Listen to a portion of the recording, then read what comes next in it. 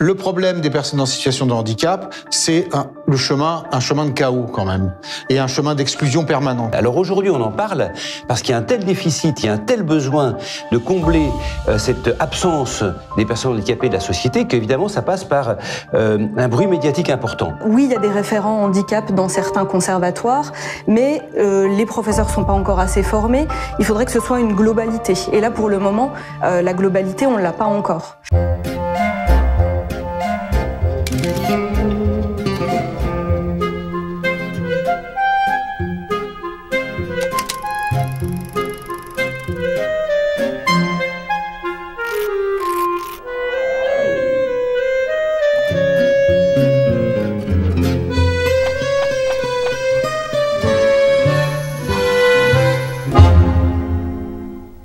Bonjour et bienvenue sur Profession Culture. Depuis plus de 40 ans, la représentation du handicap dans le théâtre français a connu de grandes évolutions. Entre la promulgation de la loi d'orientation en faveur des personnes handicapées en 1975 jusqu'à la présentation de 2 spectacles par la compagnie de l'Oiseau-Mouche et la compagnie de Catalyse lors du dernier festival d'Avignon, plusieurs étapes importantes ont été franchies. Plusieurs travaux récents montrent ces évolutions, dont ceux de Marie Astier, que je recommande tout particulièrement. Dans les années 70, 80, 90, on assiste à la création de plusieurs structures majeures. Outre l'Oiseau-Mouche à Roubaix et Catalyse à Morlaix, on peut également penser à l'International Visual Theatre à Paris, au Théâtre du Cristal dans le Val d'Oise, au Théâtre Eurydice dans les Yvelines, ou encore, pour s'ouvrir à l'international, au Barboni de Pipo del Bono près de Naples, ou encore la compagnie australienne Back to Back. Plusieurs metteurs en scène importants se sont aussi emparés de ces questions. Il y a des spectacles de Bob Wilson, de Peter Brook, de Jérôme Bell, de Madeleine Loine, de Michael Filippo, de Romeo Castellucci, Emmanuel Laborie, etc. Alors, à la vue de tous ces noms, on peut se dire que la reconnaissance artistique et esthétique des spectacles interprétés par des comédiens et comédiennes en situation de handicap pourrait sembler acquise. En apparence, du moins, car si le théâtre peut être, de l'avis de tous, un lieu inclusif, et il faudra revenir sur ce mot durant cette table ronde pour savoir ce qu'il revêt exactement, il peine encore à conquérir sa pleine et totale légitimité. Certains y voient une tendance au voyeurisme, telle une présentation de monstres hérités des siècles passés, quand d'autres la ramènent à une pratique sociale proche de l'art-thérapie. Alors, comment penser l'inclusion aujourd'hui ? En quoi le handicap percute-t-il le regard des artistes, des professionnels et des spectateurs qui y sont confrontés ?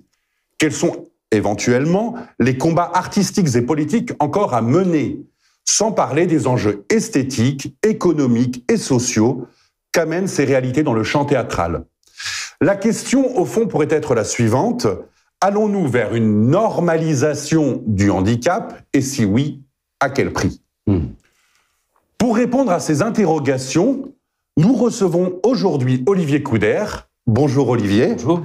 Vous êtes comédien et metteur en scène, fondateur du Théâtre du Cristal en 1989, d'un pôle art et handicap dans le Val d'Oise, en 2010, et tout récemment d'une agence artistique pour les comédiens en situation de handicap. Et vous avez publié ce livre, Présence du handicap dans le spectacle vivant, récemment, aux éditions RS. Aurore Bobby, bonjour. Vous êtes coordinatrice du Centre de ressources culture et handicap de l'Évasion, ESAT artistique et culturel situé en Alsace, qui accueille aussi bien des artistes et techniciens du spectacle vivant que des plasticiens ou des chargés de médiation. Exactement. Et enfin, Richard Le Tertre, bonjour. Bonjour. Ancien ouvrier agricole, ça c'est atypique quand même, puis éducateur en accompagnement d'adultes psychotiques. Vous êtes aujourd'hui comédien, metteur en scène et directeur du théâtre Eurydice, ainsi que d'un pôle culture et insertion de la sauvegarde des Yvelines. Alors, ma première question, avant même de parler du champ théâtral aujourd'hui, je voudrais parler de l'accès des personnes en situation de handicap aux arts. Ont-ils un accès comme tout le monde ou pas ? Et c'est pour le coup vers Richard que j'aurais envie de me tourner en premier, puisque vous avez plusieurs casquettes. Donc, quel est cet accès des personnes en situation de handicap aujourd'hui ? La question de l'accessibilité des personnes en situation de handicap aux scènes passe forcément par, à un moment donné, un désir de théâtre, une découverte des métiers du spectacle ou de la musique ou de la danse, comme tout Français, comme tout citoyen, à un moment donné, est confronté à cette possibilité de découvrir, de se charmer pour ces arts et d'aller un peu plus loin dans la formation. Le problème des personnes en situation de handicap, c'est un chemin de chaos quand même, et un chemin d'exclusion permanente. C'est-à-dire que à l'école, dans les institutions, dans la famille, on ne donne pas la possibilité à ces jeunes de pouvoir ne serait-ce que découvrir pour ensuite se former. Les conservatoires leur sont exclus. Alors, pas forcément, c'est pas écrit dans les textes, hein, c'est juste que la pratique, les enseignants sont pas formés. À l'école, le gamin qui est un peu turbulent, qui est un peu qui a des problématiques, même si elles sont pas très graves, on les met un peu de côté. Et dans le meilleur des cas, quand ils ont accès à un atelier de pratique artistique, on leur donne une phrase, on les met dans un coin, parce qu'on sait pas quoi en faire. Donc, la première étage de la fusée, c'est déjà de leur permettre de pouvoir découvrir ça. Alors, il y a eu un IME à Argenteuil pendant un moment, qui continue un IME, c'est un institut médico-éducatif. Qui accueille des personnes en situation de handicap mental ou psychique, qui effectivement formés. Olivier a reçu un ou deux comédiens provenant de l'IME, mais voilà, c'est extrêmement fragile par rapport à ça. Alors il y a des dynamiques, peut-être qu'on y reviendra. Par exemple, dans le 92, là où on travaille avec le 92 sur l'accessibilité des personnes en situation de handicap dans les conservatoires. Donc il y a un gros travail qui est fait pour mettre en place des protocoles d'accueil des jeunes en situation de handicap dans les classes musique, dans les classes théâtre, dans les classes danse. Pourtant, on a l'impression que depuis quand même quelques années, voire quelques dizaines d'années, qu'il y a de plus en plus de structures, même de classes, dans les écoles, on va dire inclusives pour l'instant, on reviendra sur ce mot, mais de plus en plus même dans les conservatoires, on a l'impression qu'il y a des choses qui bougent. C'est vrai ou... Ça paraît très trompeur, en fait, cette histoire-là, parce que ce que vous venez de dire résume bien la situation. Effectivement, on en parle de plus en plus, il y a un bruit médiatique qui pourrait faire penser que le problème est résolu. Si on le prend de façon générale, il faut savoir que pendant des décennies, les personnes en situation de handicap ont été systématiquement exclues de la vie sociale. C'est-à-dire qu'on sort d'une situation où, après-guerre, les femmes travaillent et il faut s'occuper des personnes handicapées. Comme il n'y a rien ni personne, on crée des institutions à tour de bras qui font que ces personnes-là disparaissent totalement du paysage social. Alors aujourd'hui, on en parle parce qu'il y a un tel déficit, il y a un tel besoin de combler cette absence des personnes handicapées de la société qu'évidemment, ça passe par un bruit médiatique important. Mais dans les faits, qu'est-ce qui se passe? Si on regarde l'accès à la pratique amateur, l'accès à la fréquentation des œuvres, l'accès à l'enseignement, l'accès professionnel, on est déficitaire sur tous les plans. Je donne un seul exemple, celui des formations. En 2007, 12 étudiants en situation de handicap étaient scolarisés dans les écoles d'art soutenues par l'État sur un total de 35 000 étudiants. 12 sur 35 000.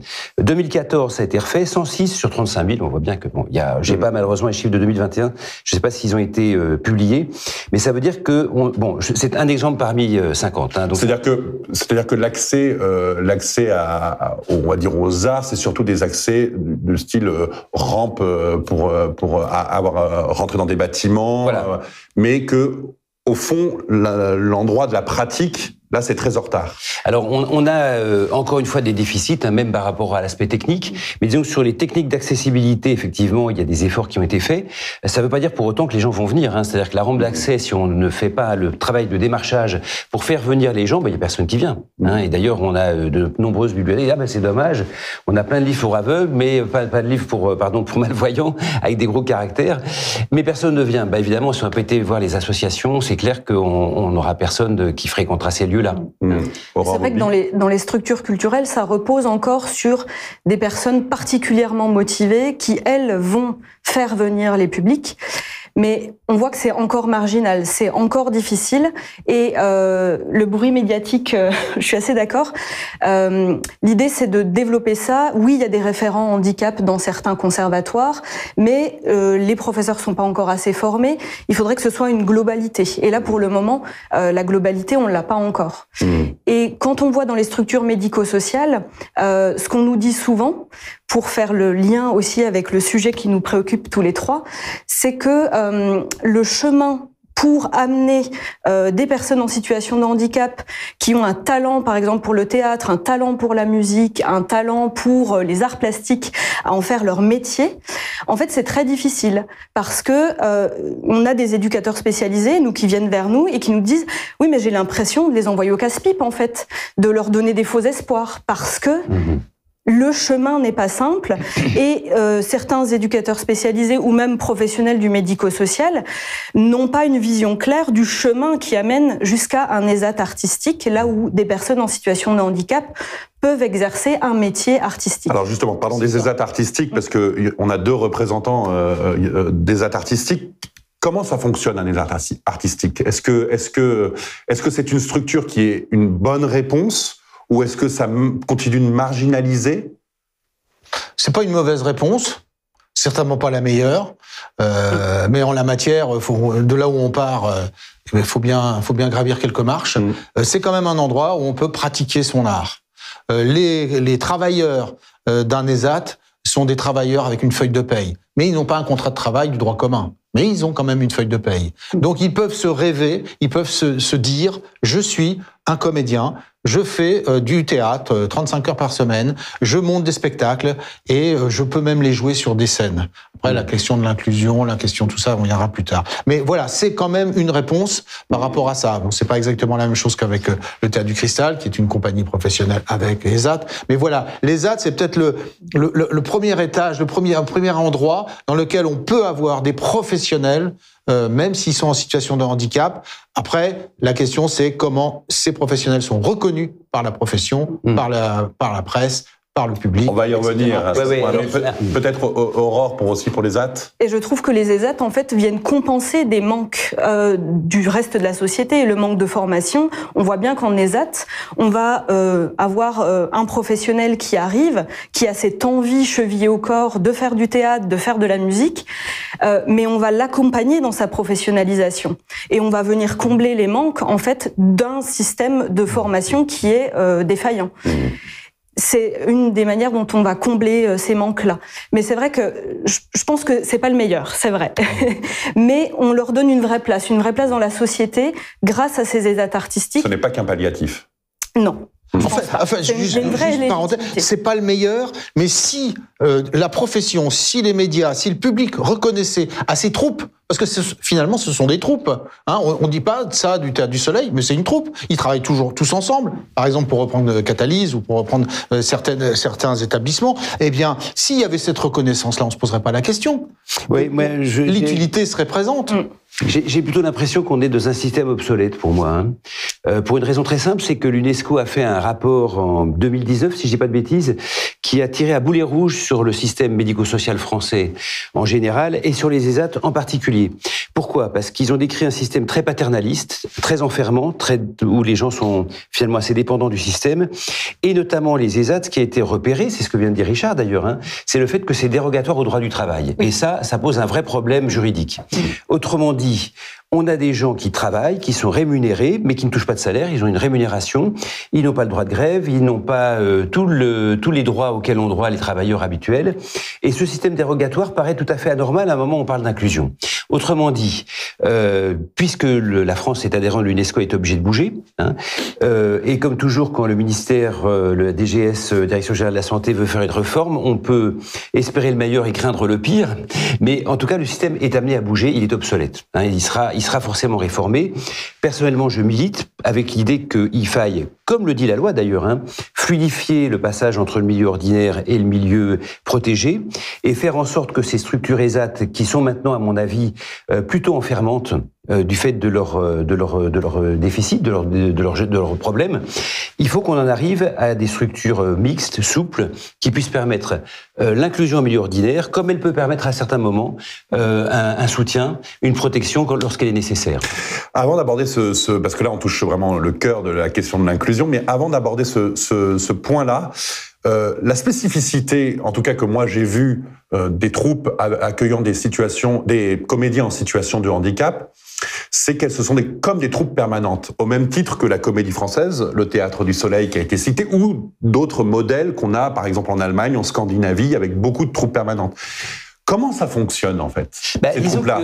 Ah oui, c'est rigolo parce que c'est à la fois grandeur et misère du système. Peut-être si ça évolue, ça sera amené à changer, mais pour l'instant c'est une des grandes richesses quand même. C'est marrant, on s'est vu à quelques-uns qui étaient représentatifs des différents ESAT culturels il y a quelques temps, et on se rendait compte qu'en fait chaque troupe a finalement trouvé une identité culturelle, artistique, grâce à ce cheminement et à cette profondeur de temps de travail. Et finalement, ça a été payant sur le long terme, cette histoire.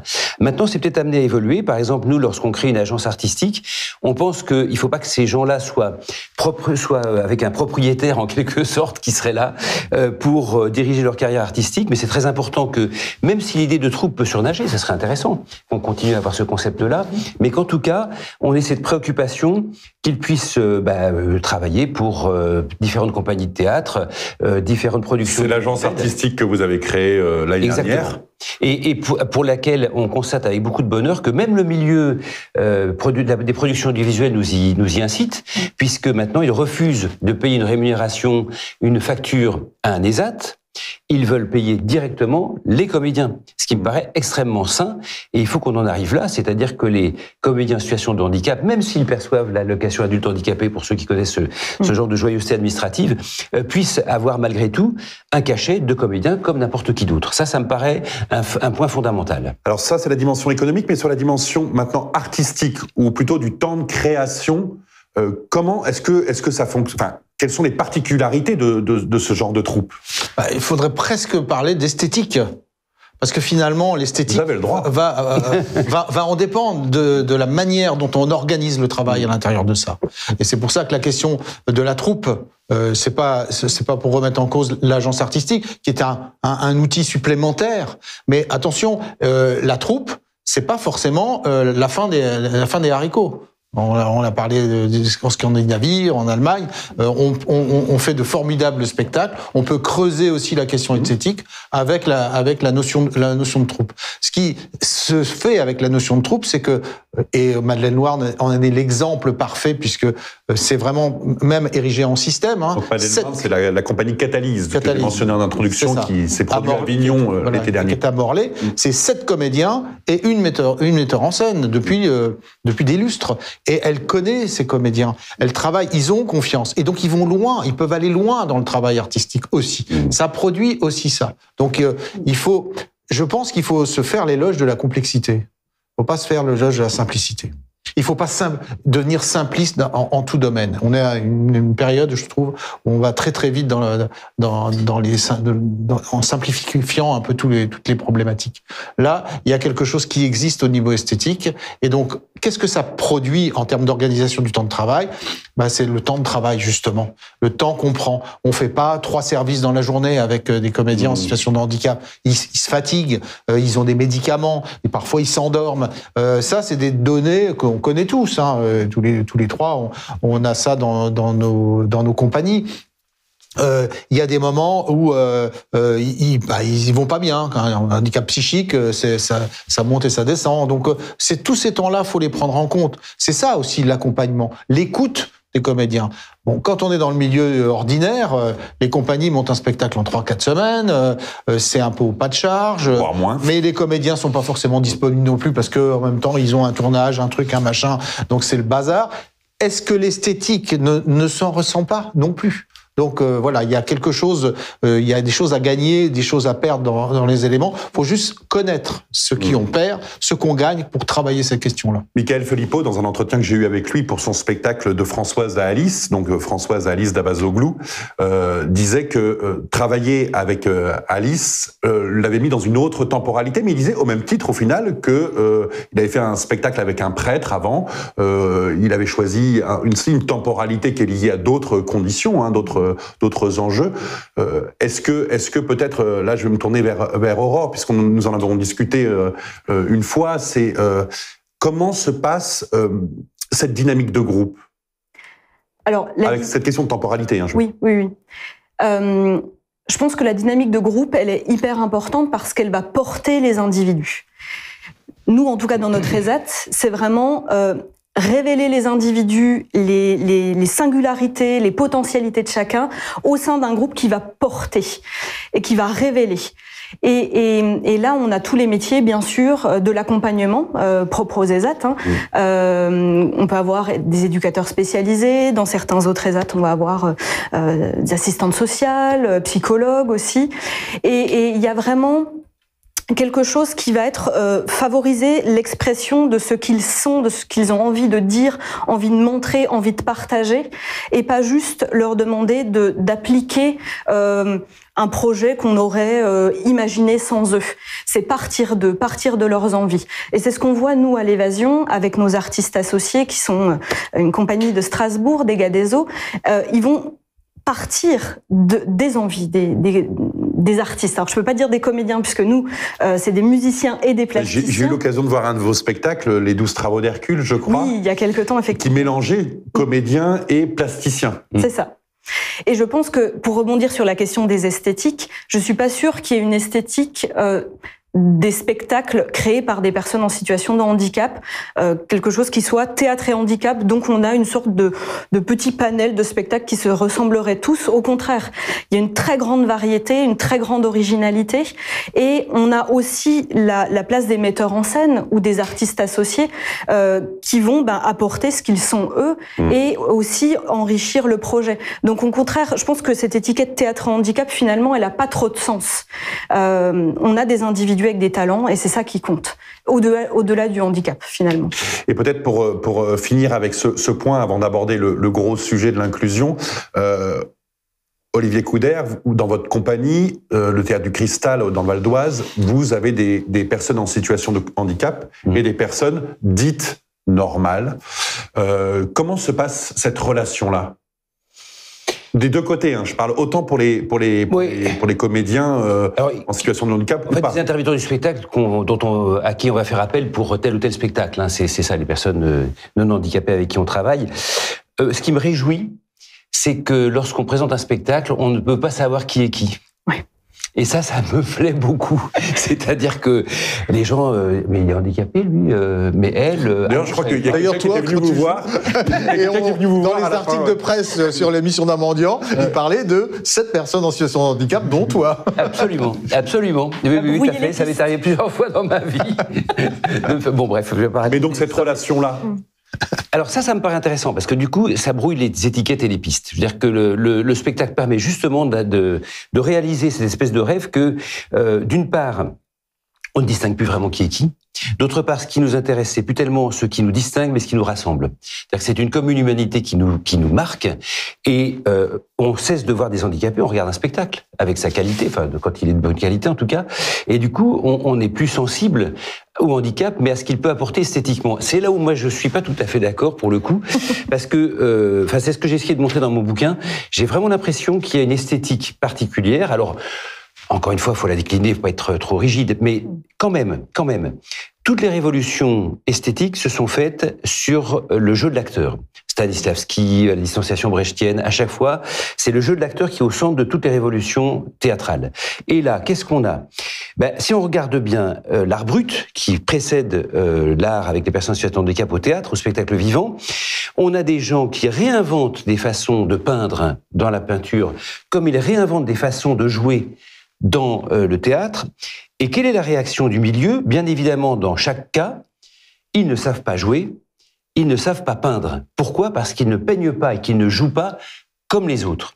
Je pense qu'on peut dénoncer une sorte d'académisme au théâtre qui est encore bien vivant et qui fait que dans la profession, certains ont compris l'intérêt et se précipitent pour voir des spectacles avec des personnes en situation de handicap parce qu'ils ont repéré tout l'intérêt esthétique et tout le renouvellement dont il est porteur, là où d'autres hésitent parce qu'ils se disent mais ils savent pas jouer, ils jouent pas comme les autres.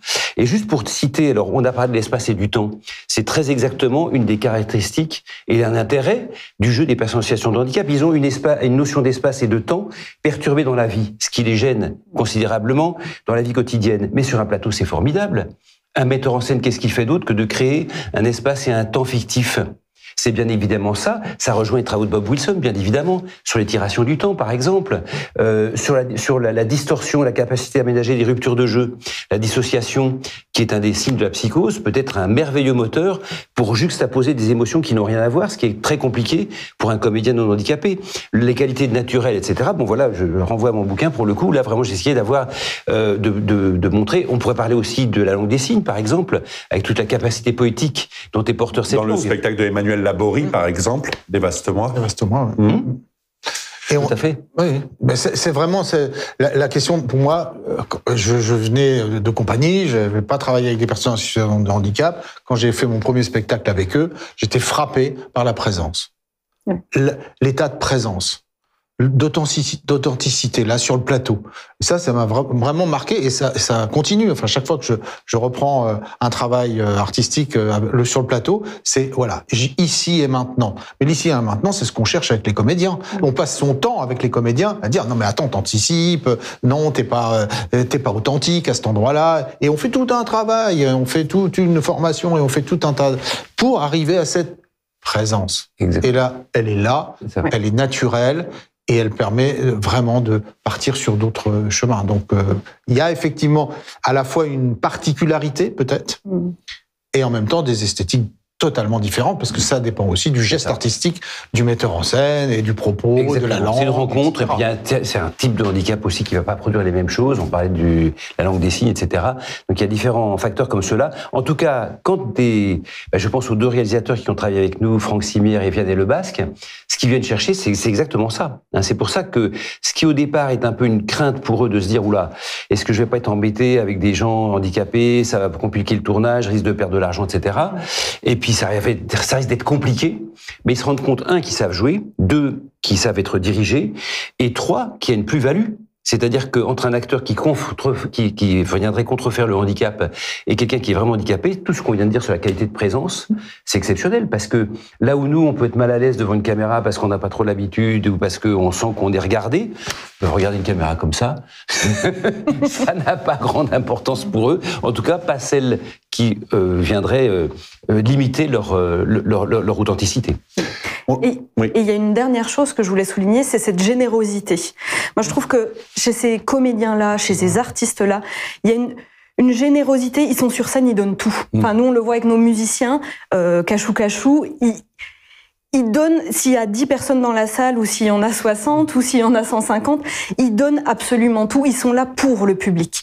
Et ça, parfois, quand on est au théâtre et qu'on voit des acteurs qui s'écoutent jouer, on n'a pas cette sensation-là. Cabotine, comme on dit. C'est ça. Oui, ou qu'attendent le regard du professionnel qui va venir les voir, qui sont perturbés par tout ça, et pas eux. Eux, ils sortent de scène, ils vont voir le public. T'as aimé ? T'as aimé le spectacle ? T'as aimé ? Ah, ça va. Et ils sont contents. Enfin, je veux dire, c'est une vraie. Quand je dis ils sont contents, c'est pas péjoratif. Il y a un vrai plaisir à cela, et il n'y a pas d'arrière-pensée, parce que l'essentiel est là, sur le plateau. On a parlé donc des enjeux artistiques, des enjeux politiques et un peu des enjeux économiques avec Olivier tout à l'heure. Donc maintenant arrive le cœur de ces différents axes, on va dire, qui est l'inclusion. Qui est le mot un peu passe-partout dorénavant. Ça a envahi le champ de la littérature liée, en tout cas, au théâtre et au handicap, même si l'association n'est pas forcément justifiée sur tous les plans, je l'ai bien compris. Un débat, notamment, agite un peu le landerneau, qui est qu'on fait un théâtre pour ou un théâtre avec les personnes en situation de handicap ? Ce serait une question que j'aurais envie de vous poser. Et plus généralement, comment vous entendez le mot inclusion ? J'aurais envie de me tourner vers Aurore d'abord. Alors, je pense qu'on fait un théâtre avec, vraiment. Ça, c'est une évidence. Et il y a ce côté paternaliste quand on dit on va faire un théâtre pour. Là, ça revient à ce que je disais un petit peu précédemment.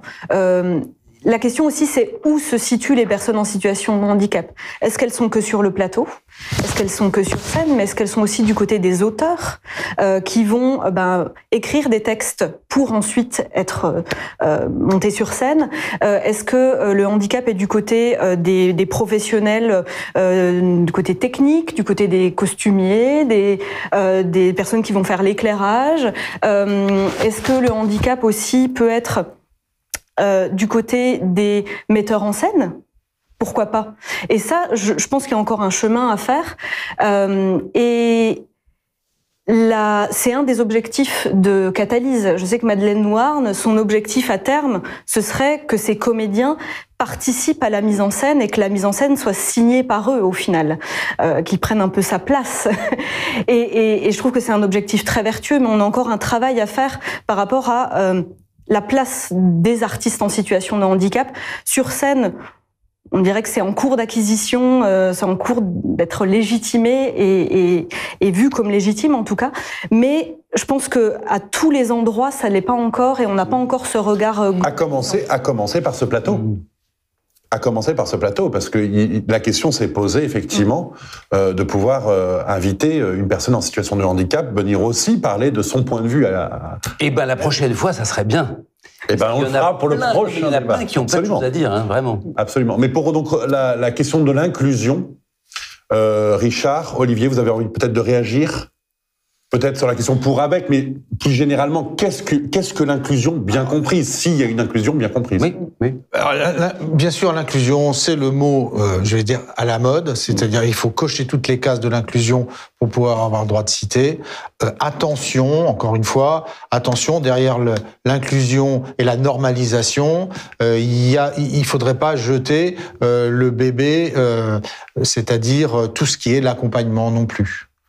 Voilà, on va pas effacer le handicap. Et puis d'abord, qu'est-ce que c'est que le handicap ? On est plutôt dans une société de la diversité. Donc dans la diversité, il y a une complémentarité des uns et des autres. C'est ça qu'il faut reconnaître. Et encore une fois, cette histoire de complexité m'intéresse beaucoup parce que c'est pas de dire l'inclusion va nous résoudre tous les problèmes.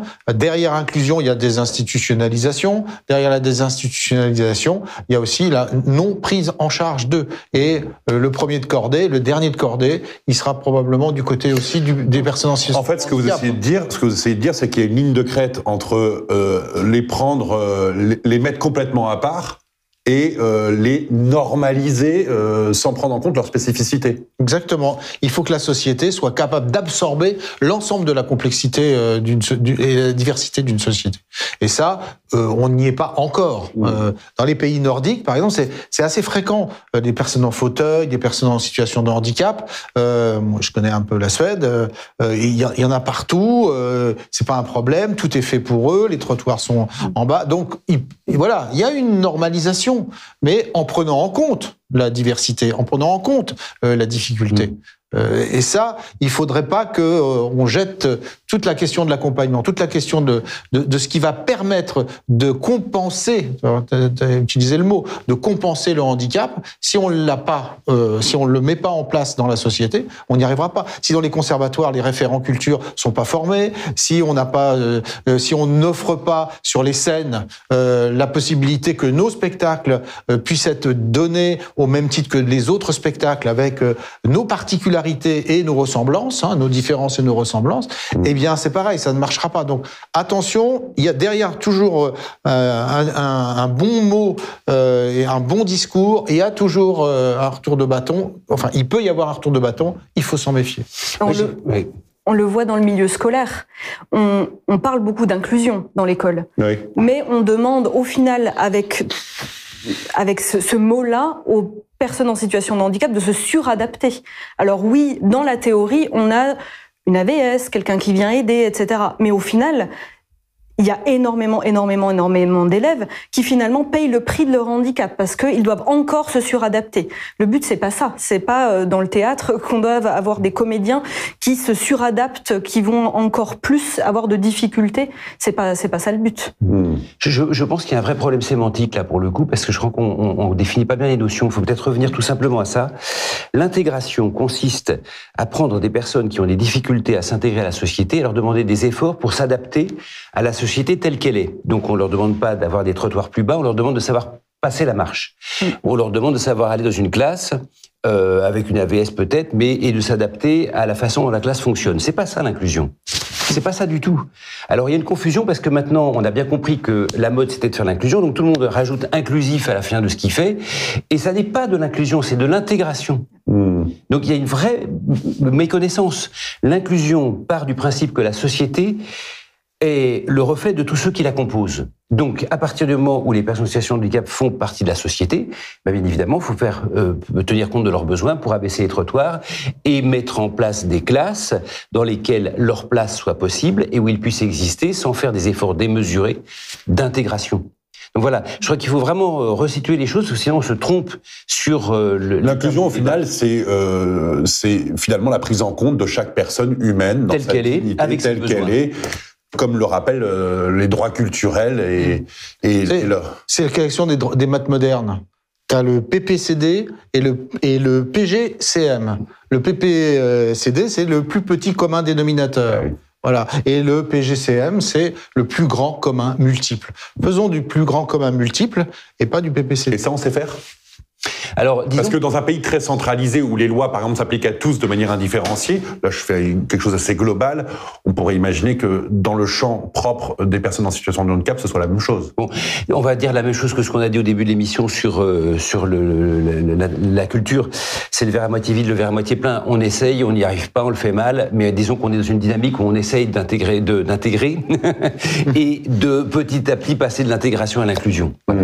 Mais c'est pas encore fait, ça c'est clair. Et du côté des professionnels, comment percevez-vous ? Moi, je me souviens donc dans un entretien que j'avais fait, parce que ce que j'ai pas dit, c'est que Richard et Olivier, vous avez fondé le festival Imago, qui est une biennale théâtrale, enfin spectacle vivant, parce que vous avez plus que le théâtre. Et dans un entretien que j'avais fait avec vous il y a quelques temps, où vous aviez parlé de je ne sais plus de cette spectatrice, je ne sais plus sa qualité, qui était choqué que vous puissiez mettre un comédien nu sur scène parce qu'il n'aurait pas soi-disant la réflexivité.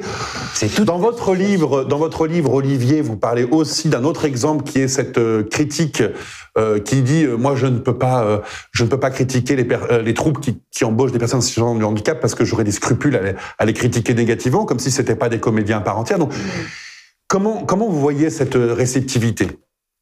De manière générale, aussi institutionnelle d'ailleurs. Ah, comme on voit la façon dont les gens reçoivent les spectacles ? Oui, public, professionnel, institution, de manière générale. Alors, public. Parce que l'inclusion implique quand même que vous soyez aussi accepté de l'autre côté. C'est pas vous tout seul qui vous incluez.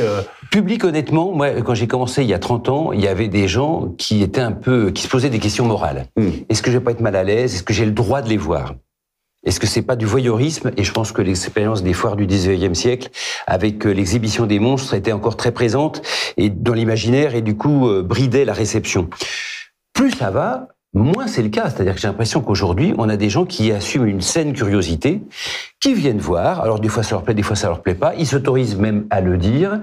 Et j'ai l'impression qu'on a vraiment un public qui est de plus en plus intéressé et gagné par ce genre de démarche. Ça, c'est vrai du côté des scolaires, par exemple. Oui. Toutes les représentations scolaires, des petits jusqu'au lycée. Oui. On l'a vu avec Gulliver encore l'autre jour, à Bobigny. Il y avait plein de lycéens. Gulliver de Madeleine Noire. Justement joué au dernier festival d'Avignon. Voilà. Et ils étaient conquis, quoi. Ils n'étaient pas en train de se poser la question. C'est une réception généreuse, quoi. Ils sont contents d'être là, ils sont contents d'applaudir les comédiens. Voilà, non, c'est vrai que du côté du public, on a l'impression que ça y est, c'est fait. Du côté des professionnels, c'est ce que je disais tout à l'heure, les établissements culturels restent, à mon avis, encore victimes d'un académisme qui s'ignore, et la plupart d'entre eux ont encore du mal avec ces formes-là. C'est pas vrai de tous, il y a une petite minorité qui est de plus en plus intéressée par ça. Et pour la presse, la presse, c'est un peu l'exemple qui était donné à l'instant, que vous donniez à l'instant. C'est-à-dire qu'effectivement, la grande chef de rubrique d'un grand d'un grand quotidien national peut encore dire, bah écoutez, si c'est mauvais, je pourrais pas le dire. Un peu comme si c'était. Et je pense que cette position de principe recouvre en fait une impression qu'il n'y a pas d'intérêt de ce côté-là, quoi. Trop souvent, on voit la rubrique société qui débarque au lieu de la rubrique culture. C'est des choses qui se font encore malheureusement. Et beaucoup de journalistes qui disent d'ailleurs, bah non, je ne sais pas. Donc par rapport à toute cette esthétique dont on disait qu'elle est en rupture, peu de gens ont le regard formé pour se dire voilà, comme l'art brut, c'est pareil, c'est tout le temps entre le moment où ça apparaît et le moment où il y a une artification. Je crois que Richard a pris le bouquin, donc c'est effectivement Madame Shapiro qui a théoriser cette façon dont on passe d'une pratique sociale à une reconnaissance comme art. C'est quelque chose qui se fait mais qui n'est pas encore fait. Ouais, l'artification, c'est un processus. Et dans ce processus-là, il y a une reconnaissance par étapes, bien sûr du public, de la profession, des médias, des pairs. Voilà, il y a tout un processus qui est à l'œuvre pour qu'à un moment donné, le hip-hop qui se fait dans la rue devient sur les scènes de théâtre et on les critique. Oui, mais c'est tout de même différent de dire je ne sais pas appréhender ce phénomène, ce courant, on peut l'appeler comme on veut, et de dire non mais je peux pas parce que il y a une espèce de fausse pitié en fait derrière ça qui est pas du tout qui n'est pas du tout adapté si on prend en compte que ce sont des professionnels. Mais je ne sais pas, c'est quand même la traduction d'un manque de curiosité. Je suis dans la profession, je suis directeur de théâtre ou je suis journaliste, je vois des spectacles à longueur de temps, je me forge une idée de l'esthétique.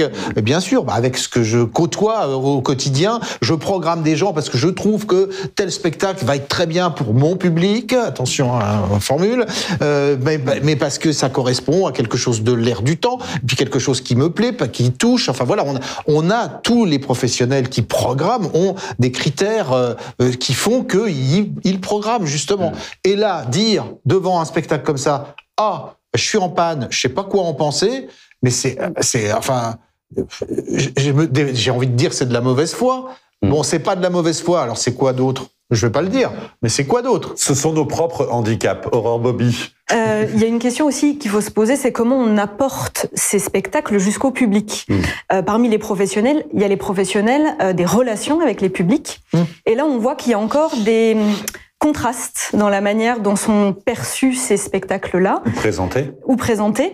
Est-ce qu'on parle ou non du handicap des artistes ? C'est une vraie question. Moi, je lis les programmes parfois et c'est marqué noir sur blanc comme mise en avant. Parfois, c'est gommé. Est-ce qu'il y a une vision, juste pour finir avec ce que disait Aurore ? Alors, est-ce qu'on parle ou non du handicap ? Ça, c'est une chose. Ça peut être un choix de la compagnie. Ça peut être un choix aussi des artistes sur scène. Nous, à l'Évasion, c'est vrai que c'est une discussion qu'on a avec nos artistes, où ils nous disent des fois, mais est-ce qu'on est obligé de dire que je suis handicapé ? Peut-être qu'on n'est pas obligé, en fait. Mais il y a aussi une autre chose, c'est le regard déchargé des relations avec les publics. Quand on pense à la médiation culturelle autour des spectacles, c'est une anecdote de l'Oiseau-Mouche qui m'a beaucoup marquée. Quand ils sont venus au TJP à Strasbourg, là c'était une évidence, on parle pas du handicap en fait, c'est un spectacle qui parle, c'est bouger les lignes, qui parle de géographie, de cartographie, on va se concentrer sur le thème du spectacle quand on en parle au jeune public et on va travailler autour de ça. Par contre, dans d'autres lieux, l'Oiseau-Mouche a dû discuter avec certaines équipes qui voulaient absolument parler du handicap. Mais est-ce que c'était le sujet ? Non. Et certains chargés des relations avec les publics demandaient une bibliographie autour du handicap. C'est limite presque pour avoir une subvention ? On se pose des questions, mais vraiment. Et on en est encore là. Et il y a certaines salles qui ont encore ce fantasme, je pense qu'on peut vraiment parler de fantasme, de devoir imaginer, préparer leur public à recevoir ces spectacles-là. Comme si c'était un pas à franchir énorme, comme si la rencontre ne pouvait pas se faire dans la salle. Mais ce fantasme de préparer le public, moi je pense qu'il est complètement... Alors, la rencontre, elle peut se faire, mais on peut pas avoir non plus le beurre et l'argent du beurre. On peut pas parler de spécificité, on peut pas parler de ces questions-là, et puis de normaliser après l'ensemble. Moi, dans les choix que j'essaye de faire, quand on m'en laisse la possibilité, que les lieux ne laissent pas forcément la possibilité, c'est de parler du spectacle, c'est le geste artistique. De quoi on parle, c'est quoi le sujet, comment on défend esthétiquement tel propos. Et puis, on fait un c'est quoi le théâtre Eurydice ? C'est quoi le TES ? Le TES est un lieu, et ma foi, celui qui a envie de regarder qui nous sommes, regardera. C'est-à-dire distinction entre la proposition artistique et la troupe, pour ce qu'elle est, avec ses particularités. Mais voilà, faut... Pour avoir vu, bon, d'abord, je demande au nom de toute ma profession pardon pour tout ce que nous ne faisons pas, mais pour avoir vu un certain nombre... C'est pas le cas de tout le monde, quand même. Mais pour avoir vu un certain nombre de spectacles, pour moi, avec compagnie, en situation de handicap ou pas, ou moitié, de fait, j'ai vu le dernier spectacle du Théâtre du Cristal. Je ne savais pas qui était qui et je m'en fichais complètement et c'était une vraie proposition. J'ai vu aussi un spectacle de l'ESAT, l'Évasion. Je n'ai pas vu de spectacle du Théâtre de l'Eurydice, mais ça va bientôt... Ça va bientôt venir. Ça va bientôt se faire. Mais voilà. Petite question finale. Si, par rapport à tout ce qu'on vient de se dire là, si vous deviez retenir un objectif politique, un enjeu politique pour le court terme, hein. Moi, je dirais, pour faire un peu le pont entre ce que Olivier a défendu au début de l'émission, l'agence artistique, la fluidité des parcours entre l'institution et puis le milieu ordinaire, auquel je souscris complètement, et en même temps... pas en même temps. Et de la même manière, n'est-ce pas, de la même manière, travailler aussi sur une forme de label. Moi, je suis très intéressé par le label de Catalyse à Morlaix, parce donc, que le label qui est le Centre national pour la création adaptée. Oui, le Centre dramatique national pour la création adaptée. Qui est une première. L'an dernier, qui est une première, donc qui, au même titre que des CDN ou autres labels, c'est un Centre national pour la création adaptée. Et qui n'est pas en fait encore un label, qui est plutôt... voilà. Bah, c'est une structure, donc on ne peut pas parler de label. Voilà. Mais qui pourrait devenir... Sur lequel on va certainement se retrouver, parce qu'on s'est retrouvé pour peut-être la première fois, il faut parler aussi de ça, la première fois à l'Évasion, il n'y a pas très longtemps, il y a un mois et demi, toutes les structures un peu qui comptent, tout le monde n'était pas là, mais quand même beaucoup des structures historiques notamment, qui étaient présentes à cet endroit-là, et on s'est fait la réflexion. Tiens, c'est la première fois qu'on se retrouve. Faudrait que ça dure. Faudrait que ça recommence. Il faut qu'on travaille ensemble. Et derrière cette question du label à obtenir, moi, un objectif politique, ça serait celui-ci. Ça serait de dire, reconnaissez-nous, donnez-nous les moyens d'être reconnus, parce que c'est aussi une histoire de moyens, quoi. Quand vous n'avez pas une thune, pour monter des spectacles, c'est compliqué, ça prend beaucoup de temps, et en plus, si vous dites que vous êtes un ESAT, eh ben voilà, tout ce qu'on vient de dire précédemment, se concrétise. C'est-à-dire, en fait, ce que vous dites, c'est la dimension économique de l'inclusion. Exactement. Ouais. Il faut l'avoir. Aurore Bobby, votre objectif que vous garderiez ? Moi, je parlerais de la reconnaissance des compétences des personnes en situation de handicap, des artistes en situation de handicap, avec tout ce que ça comporte au niveau de la professionnalisation. On a vraiment besoin que le regard évolue encore. Alors, on a un plus petit ESAT, et on voit bien que pour organiser les tournées, organiser la diffusion de ce qu'on propose, ça va être encore plus simple d'aller du côté du médico-social que d'aller du côté de la culture. Il y a encore ce soupçon d'amateurisme, et ça, faut vraiment que ça change. Et je pense que ça n'a pas encore changé partout. Olivier Coudert. Même chose qu'Aurore Bobby, la professionnalisation, et j'appelle de mes voeux le fait que nous puissions créer une structure qui ne soit plus un ESAT, mais qui soit une structure d'appui, de soutien pour la carrière des personnes en situation de handicap, qui puissent travailler de temps en temps en compagnie et de temps en temps payées comme telles, reconnues avec des cachets dans le milieu ordinaire, production audiovisuelle, autres compagnies de théâtre. J'ajoute un tout petit truc comme objectif. Alors à très court terme, le festival Imago revient à l'automne 2022. Non, je dis c'est important parce que, mine de rien, au-delà du fait que c'est un festival francilien et que tous les établissements culturels qui le souhaiteraient peuvent nous rejoindre, on peut leur dire aujourd'hui, c'est quand même important parce qu'on a cité, vous avez cité au début un certain nombre de démarches qui sont les plus emblématiques. Il faut savoir qu'il y a quand même énormément de compagnies qui font des spectacles. Alors c'est témoin justement de l'avancée quand même de ça, c'est-à-dire que là je crois qu'on a fait un dossier de programmation pour aider les établissements culturels qui veulent être partenaires. Il doit y avoir une trentaine, une quarantaine de spectacles, et encore on les a pas tous pris. Vous voyez, c'est pour dire que il y a une... Non, je me suis gardé de tous les citer, sinon c'était un monologue et puis une table ronde. Il y a une diversité. Oui, mais pour le coup, pour avoir assisté au festival Imago, j'ai pu en voir l'étendue. Je vais faire une boutade, malgré tout. Les choses changent. Avant, les ESAT s'appelaient des CAT. Un ESAT, c'est un établissement service d'aide par le travail. Mais là, c'est en train de changer. Parce que maintenant, les ESAT deviennent des ESAT. Des établissements services d'accompagnement par le travail.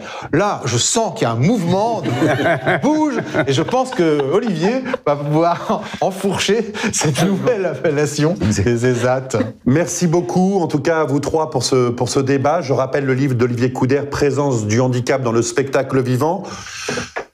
Petite question bonus, je vous ai demandé à tous de nous présenter un coup de cœur artistique récent que vous avez eu. Alors, je ne sais pas qui veut commencer. Aurore, peut-être ? Alors, je triche un tout petit peu, c'est-à-dire que je vais quand même mentionner les petites virgules artistiques qu'on est en train de concevoir avec l'évasion et dégâts des eaux. Ça, c'est une autopromo, ça. C'est ça, exactement. Ça s'appelle les voyages corporels, des moments de délicatesse et de poésie assez rares, je trouve.